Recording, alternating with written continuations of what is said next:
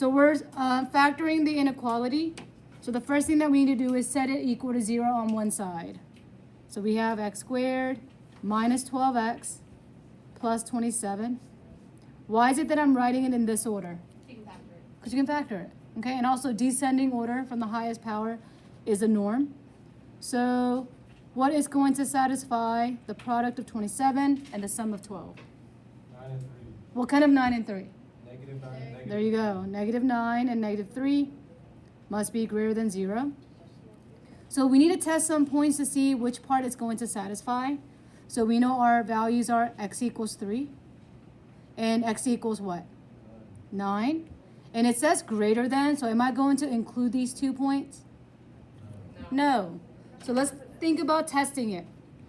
I think it'd be smart to test 0. And why not test 10? What number should we test in the middle? 6. 5. 6 or 5? 6. 5. 6. 5. If you want to test 6, that's fine. So when we're testing the point, it is going into this right here, this whole chunk times this whole thing. So when I plug in 0 into my first circle, it's going to give me a negative, correct? And then if I plug in the 0 again, we're going to get a negative.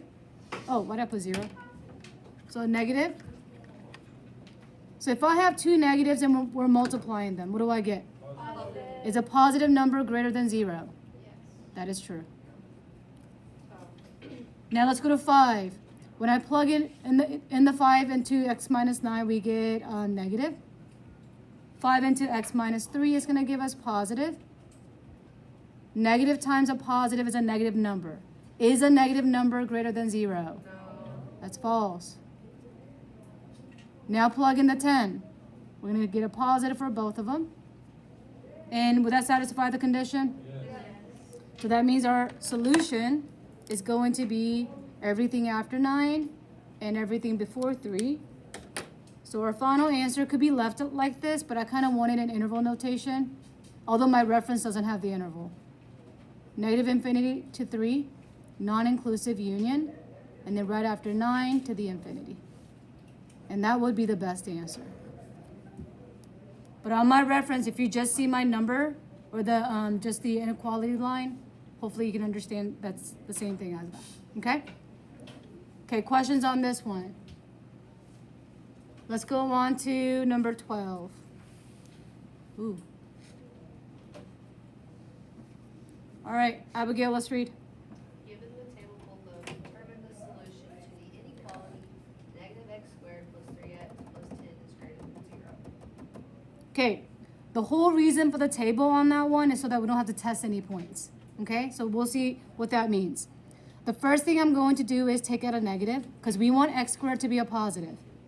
So x squared minus 3x minus 10 must be greater than 0. And leave that negative alone. Give me two numbers that would satisfy. 5 and negative 2. 5 and negative 2? No, 2 and negative 5. 2 negative 5? Correct. So if I were to make my number line, Wait, so why would you take out the negative? I like to have the x squared as positive at all times. That's my preference. You can leave it as it is, but we'll still get the same solution, but that's just my preference. Okay? The leading coefficient for me should be positive. Should be. But if you choose not to, it's okay. So we have negative 2 and 5. And again, it's going to be open circle, right? Yes? Yes. Okay. So here's the nice thing about the table. On my table, I need to figure out where in my table is my y value positive. Isn't this positive? Isn't negative 1 and negative 4, negative 1 and 4 within that? So we know that has to be our solution. Now, if you wanted to test your point, can you? Yes. But if you can read the table, why not? So we have our solution is going to be between negative 2 to 5, not inclusive. That negative 2 to 5 is not an ordered pair of x and y. It is the domain. Okay?